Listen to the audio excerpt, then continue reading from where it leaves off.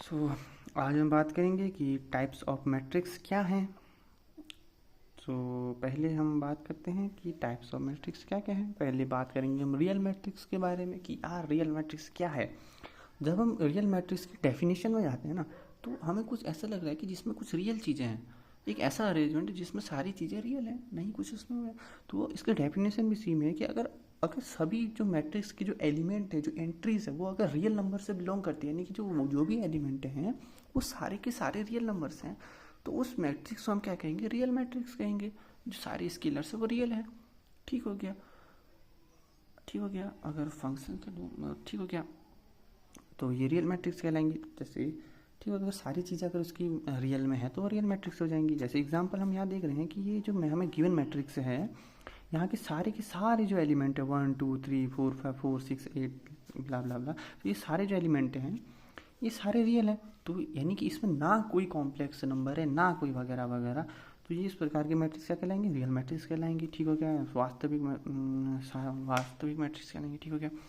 And जब हम तो बात करते हैं कि कॉम्प्लेक्स मैट्रिक्स के बारे में, तो जाहिर सी बात है कि इसमें ऐसी चीज़ है जो अरेंजमेंट जो कॉम्प्लेक्स नंबर से बिलोंग करती है, यानी जो रियल नहीं है। ठीक हो गया।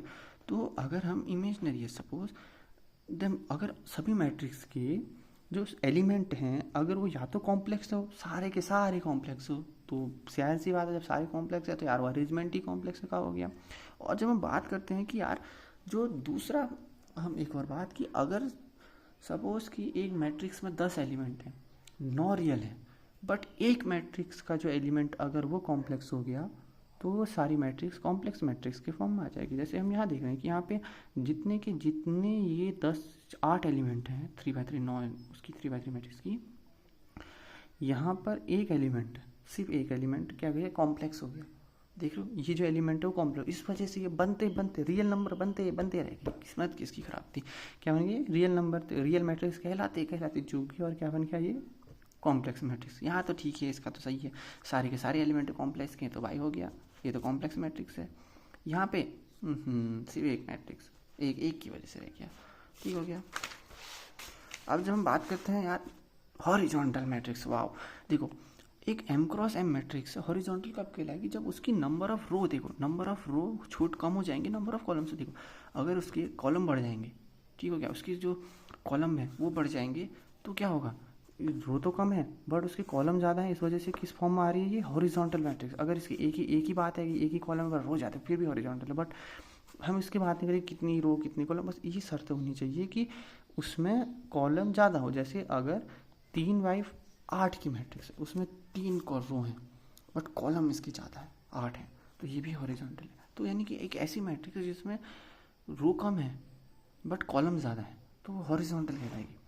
ठीक हो गया। और वर्टिकल की बात करें तो उस प्रकार की मैट्रिक्स जिसमें रो ज़्यादा है बट कॉलम बहुत ही कम है, कॉलम रो की तुलना में कम है। यहाँ देखें, देखो यहाँ पर रो कितनी है? n तक है, बट कॉलम बेचारे 2 ही है, तो इस प्रकार की क्या मैट्रिक्स कहलाएगी? कॉलम मैट्रिक्स कहलाएगी। हाँ अगर एक एक m है और मतलब रो ज़्यादा है और एक ही है, फिर भी कॉलम होगी, वर्टिकल होगी। बट यहाँ देखें तो अगर एक वर्टिकल मैट्रिक्स की बात करें तो बस रो ज़्यादा होगी कॉलम से उसकी तुलना में। वैसे ही अगर हम रेक्टेंगुलर मैट्रिक्स की बात करें, यार सोचने में आता है कि रेक्टेंगुलर मैट्रिक्स क्या होगी? ज़्यादा कुछ नहीं है। रेक्टेंगुलर क्या होता है? बस क्या है कि न जो उसकी रो है वो कॉलम के बराबर नहीं होनी चाहिए। अगर रो और कॉलम आ गई तो यानी सारी चीज़ें बराबर होगी, तो फिर तो यार वो रेक्टेंगुलर ही कहाँ हो गया? वो तो फिर स्क्वायर बन गया। तो इस वजह से सभी सभी के सभी जो भी हो वो रेक्टेंगुलर मैट्रिक्स कहलाएंगी। बस ऐसा है कि वो एन उसकी जो रो है वो बराबर नहीं होनी चाहिए कॉलम से, अगर वो बराबर हो गया तो हो गया भाई, पत्ता कट गया इसका। तो अगर m क्रॉस n मैट्रिक्स में बस m बराबर n नहीं होना चाहिए, तो इस प्रकार की जो भी रेक्टेंगुलर है, इस प्रकार की जो मैट्रिक्स का जो फॉर्म बनता है उसे हम कहते हैं रेक्टेंगुलर मैट्रिक्स। कुछ भी बनेगा चलेगा, रो बराबर कॉलम नहीं होना चाहिए, 3 by 3 नहीं होनी चाहिए, 3 by 2 2 3 4 3 by 4 3 by 8 सब चलेगा, 3 by 2 3 by सब चलेगा। बस ऐसा है कि उसमें बराबर नहीं होनी चाहिए। अगर सिंगल एलिमेंट, उस नाम ही से सिंगल है भाई, कुछ नहीं है, वो अकेला है बस, यानी मैट्रिक्स अगर सारे एलिमेंट अगर उसके एलिमेंट सिर्फ एक ही हैं तो उसको क्या कहेंगे?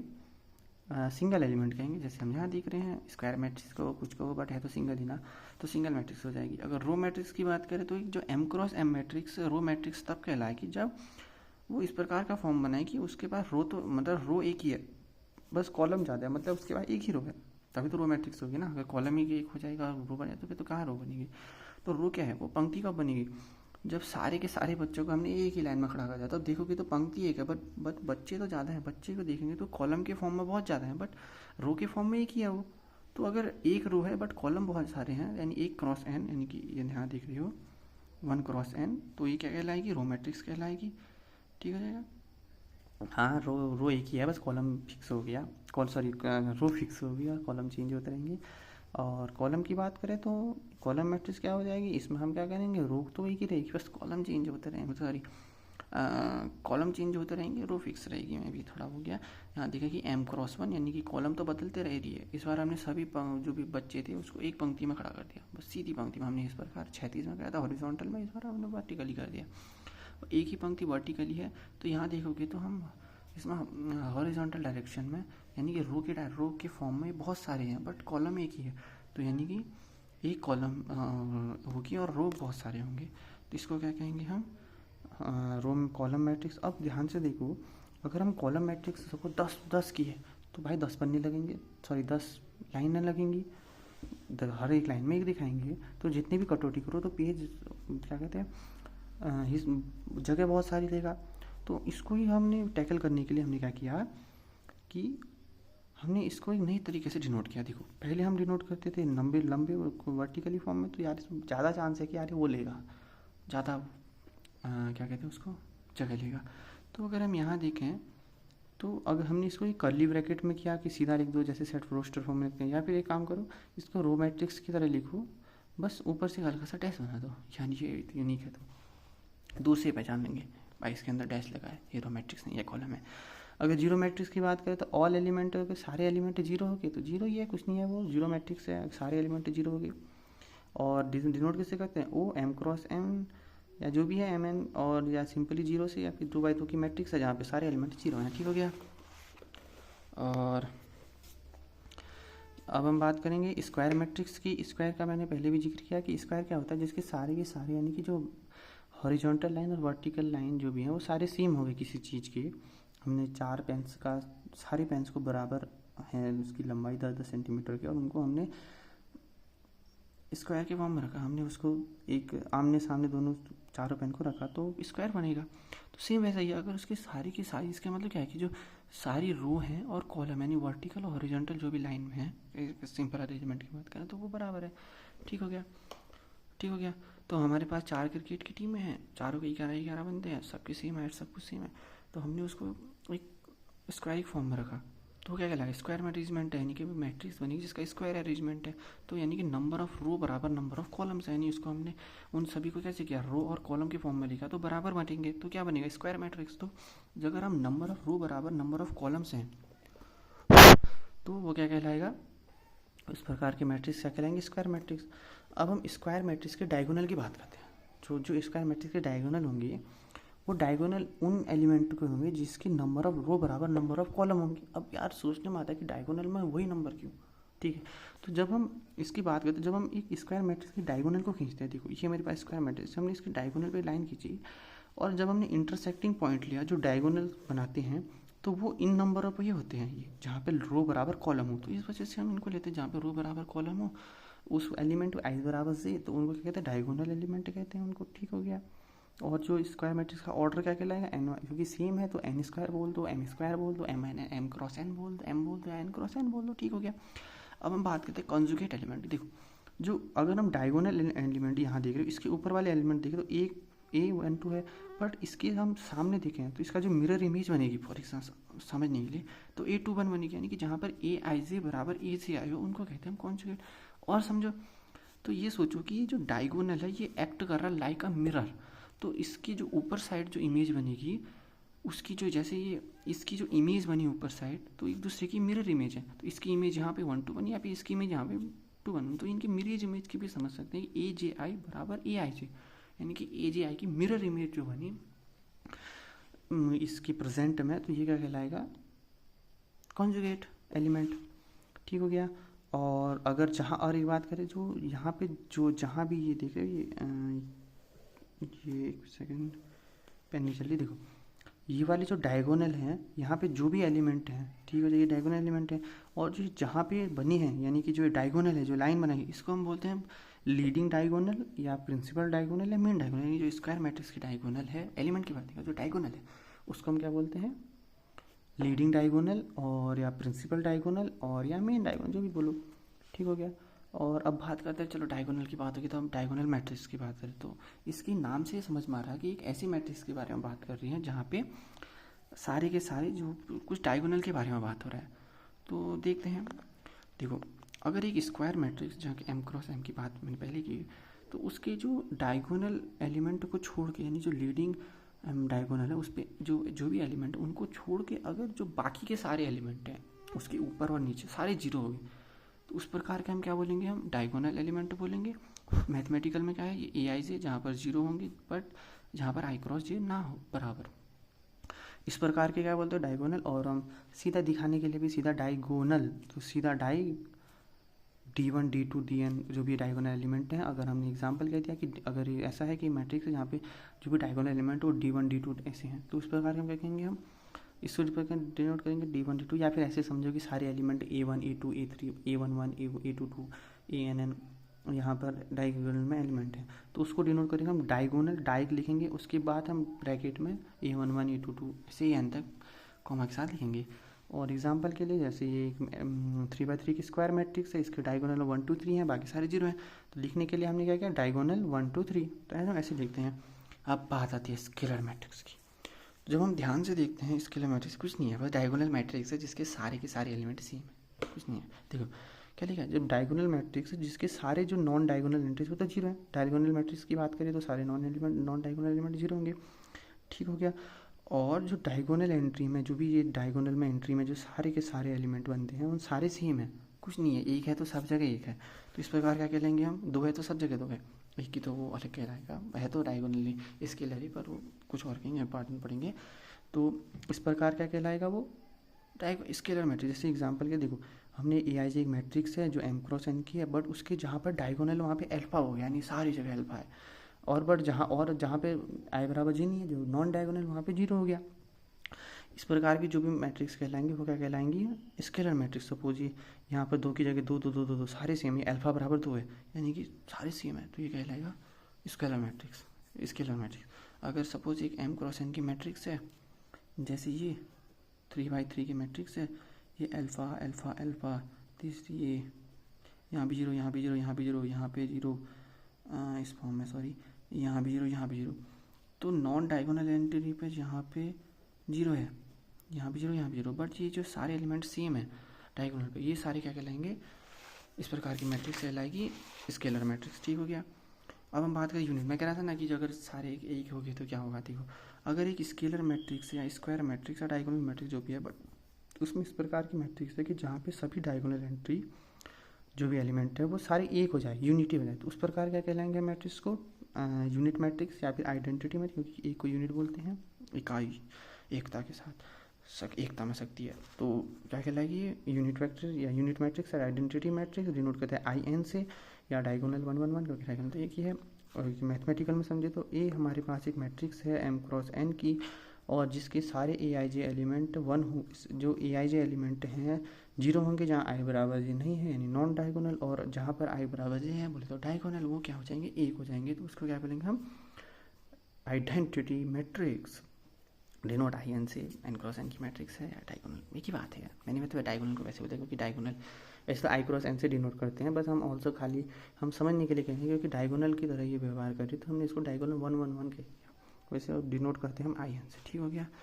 और अब समझते हैं कि ट्राइंगुलर मैट्रिक्स क्या है, ठीक हो गया। देखो ट्राइंगुलर मैट्रिक्स समझने के लिए हम सिंपल सी बात है कि ट्राइंगुलर का मतलब क्या, देखो अगर डायगोनल एलिमेंट के ऊपर या नीचे अगर जीरो हो तो उस प्रकार की मैट्रिक्स को हम क्या बोलेंगे, डायगोनल में ट्राइंगुलर मैट्रिक्स। अगर जो ट्राइंगुलर मैट्रिक्स है उसके अगर ऊपर साइड जीरो हुआ तो क्या होगा, देखो अगर ऊपर साइड जीरो है, देखो ये वाली हमारे पास ट्राइंगुलर मैट्रिक्स है, इसके पहले ये समझते हैं कि देखो ये हमारे पास एन क्रॉस एन की मैट्रिक्स है, ट्राई एन थोड़ी सी तगड़ी है तो इसका आनंद लें। देखो तो ये जो मैट्रिक्स है, ये डायगोनल वाला कहलाता है leading diagonal, n cross m की है। यहाँ पे कहलाता है जहाँ पर आई छोटा है जैसे, यानी कि यहाँ पे सिर्फ रो एक ही है बट चेंज ज़्यादा है, 812 रो तो एक ही है बट कॉलम दूसरा है, यानी कि जो रो है वो छोटी है कॉलम की संख्या से, यानी कि मतलब यहाँ पे जो वैल्यू ऑफ आई की है वो छोटी, यानी कि नंबर ऑफ आई रो छोटे हैं नंबर ऑफ कॉलम से, मीन्स रो एक ही कॉलम चाहते हैं। तो यहाँ पर आई छोटा है जैसे, और नीचे वाला हिस्सा है आई बड़ा है जैसे, यहाँ पे आई रो ज़्यादा है बट कॉलम एक ही, यहाँ पे 2 1 है तो रो दूसरे बट कॉलम तो पहला है ना, तो यानी कि नंबर ऑफ रो ज़्यादा है नंबर ऑफ कॉलम से। तो यहाँ पे ये हो गया, ठीक हो गया। और तो अगर देखो, अगर जहाँ पर आई छोटा है जे से ऊपर साइड डायगोनल के, अगर वहाँ की सारी एंट्री जीरो हो जाए, तो अब देखो जो जो जीरो नहीं है तो वो कहाँ बनी, वो आई लेस देन जे से बनी, यानी कि वो छोटी बनी। और वो किस फॉर्म बना रही है, एक ट्राइंगल का फॉर्म बना रही है, और वो लोअर में है, अपर साइड जीरो हो गया, जीरो तो छोड़ दो, जीरो अपर साइड हो गया, बट हमारा मेन फोकस है कि जहाँ पे वे संख्या जो जीरो नहीं है वो कहाँ पे है, वो लोअर साइड में, जहाँ पे आई जो बड़ा है जे से, तो वो क्या फॉर्म बना रही है, इसको छोड़ के ट्राइंगुलर बना रही है। तो वैसे भी देख लो ट्राइंगुलर ही बन रहा है, इस डायगोनल को भी ले लो, इसको भी छोड़ दो तो ये भी ट्राइंगुलर ही बन रहा है। तो इस प्रकार ये ट्राइंगुलर लोअर साइड बन रहा है, तो इस वजह से हम कहते हैं लोअर ट्राइंगुलर। और जब बात आती है अपर ट्राइंगुलर की, तो इस बार लोअर साइड जीरो है बट अपर साइड ट्राइंगुलर बना रहा है, सेम ऐसे ही, तो ये बन जाएगा अपर ट्राइंगुलर मैट्रिक्स, ठीक हो गया। अब बात करते हैं स्ट्रिक्टली ट्राइंगुलर मैट्रिक्स। तो ट्राइंगुलर मैट्रिक्स स्ट्रिक्टली देखो, अगर ऊपर साइड और नीचे साइड दोनों जगह जीरो हो गया, इसको छोड़ के डायगोनल को छोड़ के, तो क्या कहलाएगा वो स्ट्रिक्टली ट्राइंगुलर मैट्रिक्स। वैसे डायगोनल मैट्रिक्स भी स्ट्रिक्टली ट्राइंगुलर मैट्रिक्स ही है, बट समझ आने के लिए बस लिख दिया, मन था गणित वालों का मैथमेटिशियन का। तो अब देखो, और अगर ऊपर साइड और नीचे साइड, मानी कि जहाँ पे आई बड़ा है जे से और आई छोटा है जे से, उन दोनों साइड में अगर सारे एलिमेंट जीरो हैं एक्सेप्ट डायगोनल को छोड़ के, तो वो कहलाएगा। डायगोनल को छोड़ के ऐसी बात नहीं है, डायगोनल भी हो गया तो वो भी एक प्रकार से स्ट्रिक्ट, ये भी एक प्रकार से स्ट्रिक्टली ट्राइंगुलर मैट्रिक्स है। अपर साइड दोनों साइड मान लो अगर जीरो मैट्रिक्स की बात करें स्क्वायर फॉर्म में, तो इस प्रकार की जो मैट्रिक्स हैं वो कहलाएंगी स्ट्रिक्टली ट्राइंगुलर मैट्रिक्स। और मैथमेटिकल वे में हमारे पास ए आई जे एक मैट्रिक्स है, जहाँ पर स्क्वायर मैट्रिक्स से साफ दिख रहा है, ए आई जे एलिमेंट की मैट्रिक्स है जहाँ पर एम क्रॉस एम है, यानी कि स्क्वायर मैट्रिक्स है। तो और यहाँ पे हम देख रहे हैं कि ए आई जे बराबर जीरो है वहाँ फॉर एवरी, जहाँ पर आई ग्रेटर देन जीरो है और आई यहाँ पर लेस देन जीरो है, वही बात हमने कहा। अब बात करते हैं सब मैट्रिक्स की। यार सब मैट्रिक्स क्या है, अगर हमने एक दी हुई मैट्रिक्स में से एक नंबर ऑफ रो को हटा दिया, कॉलम को हटा के बाद जो उसी मैट्रिक्स से लिया हुआ हिस्सा मैट्रिक्स का, वो कहलाता है सब मैट्रिक्स। जैसे अगर आप सिंपल समझो, आप बर्थडे में केक तो खाते होंगे, तो हम सपोज मान लो कि स्क्वायर फॉर्म में केक है और हमने उसके साइड एंगल से छोटा सा केक निकाल लिया, केक तो हिस्सा उसी का है ना, तो वो जो केक को एक अरेंजमेंट मानो, तो वो केक जो है वो उसी हिस्से से तो है। हमने एक स्क्वायर केक काटा, उसमें उसी स्क्वायर जो केक था उसमें से हमने इतना सा हिस्सा, इतना साइड का हिस्सा ले लिया, ठीक है। तो ये जो केक जो नया केक बना वो इसी का तो था, तो ये सब है इस केक का, यानी सब मैट्रिक्स ऑफ दिस। तो इसी ऐसा में है कि नंबर इतना रो को हटा दिया, देखो इतने को हमने देखो एग्जाम्पल ये है, सपोज हमने इस वाले को हटा दिया, तो ये प्रकार के क्या बन जाएगा, ये बन जाएगा, स्क्वायर की नहीं है, मैं किसी मैट्रिक्स है, तो ये बन जाएगा क्या बोला मैंने, सब मैट्रिक्स। और जैसे एग्जांपल भी दिया है, हमने इस वाले रो को हटा दिया तो ये बन गया सब मैट्रिक्स, यानी बी जो है वो सब मैट्रिक्स एक है। और अब बात करते हैं कि इक्वालिटी ऑफ मैट्रिक्स की, दो मैट्रिक्स इक्वालिटी कब होंगी, दो मैट्रिक्स बराबर होंगे। सिंपल है, अगर हमारे पास दो अरेंजमेंट है, सपोज क्योंकि मैट्रिक्स अरेंजमेंट, सपोज हमारे पास एक अरेंजमेंट है फुटबॉल्स का, दूसरा भी अरेंजमेंट हमारे का फुटबॉल्स का, कि हमने इस प्रकार अरेंजमेंट रखा है कि 3 रो में फुटबॉल है, 3 कॉलम में फुटबॉल है, दूसरी साइड भी 3 रो में फुटबॉल है, 3 कॉलम में फुटबॉल है। तो ध्यान से देखो तो ये इनकी ऑर्डर वाइज दोनों सेम है, लुकने में दिखने में भी सेम है लुक वाइज, और इनके अंदर के एलिमेंट भी सेम है। तो अब हम कहते हैं कि यार ये दोनों तो सेम ही है। तो मतलब अगर किसी भी दो मैट्रिक्स को अगर सेम होना है तो उसके लिए सिर्फ दो कंडीशन है। पहली कि उसके पास सेम ऑर्डर होना चाहिए, दिखने में सेम होनी चाहिए। भाई सपोज एक साइड क्रिकेट की बॉल है, एक साइड फुटबॉल की बॉल है, बट इनके लुक वाइज सेम है और वो तो सेम नहीं है। तो अगर दूसरी साइड भी क्रिकेट की बॉल है, अगर देखेंगे तो ये दोनों इक्वल है कि नहीं, पहले इनका ऑर्डर चेक करेंगे क्या ये दोनों की सेम ऑर्डर क्या है, 2/3 सपोज एग्जाम्पल। तो अगर वे दोनों दिखने में भी सेम है तो उस प्रकार की मैट्रिक्स, और अगर एलिमेंट भी सेम है तब कहेंगे कि मैट्रिक्स इक्वल है। अब बात आती है कि सब मैंने कहा कि एक साइड क्रिकेट की बॉल है, एक साइड फुटबॉल की बॉल है, तो अगर दोनों मैट्रिक्स का ऑर्डर सेम है तो उस प्रकार के मैट्रिक्स को कंपेरेबल मैट्रिक्स बोलेंगे, यानी तुलनात्मक मैट्रिक्स बोलेंगे। हाँ, हम इसकी तुलना कर सकते हैं, क्योंकि एक साइड इसके फुटबॉल है बट क्रिकेट है, उसकी बात छोड़ो। एक साइड है कि ये इनका ऑर्डर सेम है, यानी कि इनके number of row number of column का जो ऑर्डर है वो दोनों मैट्रिक्स का अगर सेम है तो उस प्रकार की मैट्रिक्स को हम बोलेंगे इक्वलिटी, मतलब कंपेरेबल मैट्रिक्स। और अगर अंतर के सामान भी सेम है तो हो गया भाई, ये तो मैट्रिक्स ही सेम है, बराबर ही है, इसी को छाप दिया है। ठीक हो गया। और अगर हम बात करते हैं कि दो मैट्रिक्स बराबर है, यानी इसके लिए वेरीफाई कैसे करें, तो जैसे हमने सेट्स में पढ़ते हैं, तो अगर एक इक्विवेलेंस रिलेशन के बारे में पढ़ा होगा, तो उसमें क्या होता है कि अगर ये जो रिलेशन दिया है, अगर ये इक्विवेलेंस है, यानी हम चेक करते हैं कि सबसे पहले ये रिफ्लेक्टिव है, दूसरा सिमेट्री है, तीसरा ट्रांसवर्स, यानी कि ए बराबर बी तो बी बराबर ए, अगर ए बी के बराबर है, बी सी के तो ए बराबर सी होगा। तो अगर ये देखते हैं कि ट्रांसवर्स है, तो अगर ये तीनों मैच करते हैं तो कहते हैं इक्विवेलेंस। इसी सेम ऐसे ही मैट्रिक्स में भी है, अगर ये मैट्रिक्स रिफ्लेक्टिव है, सिमेट्रिक है और ये इक्विवेलेंस ट्रांसवर्स है, तो इस प्रकार हम कहेंगे कि मैट्रिक्स क्या है, इक्वल है। वेरीफाई हो गया, डन, पास हो गया, ठीक हो गया। और अब हम बात करेंगे मैं अगली वीडियो में, नेक्स्ट क्लास में, multiplication of A matrix bye a scalar. Okay, तो कि एक मैट्रिक्स की मल्टीप्लिकेशन जब हम स्केलर्स के साथ करते हैं तो क्या होता है, तो देखते हैं। आई होप आपको समझ में आया होगा। So thank you.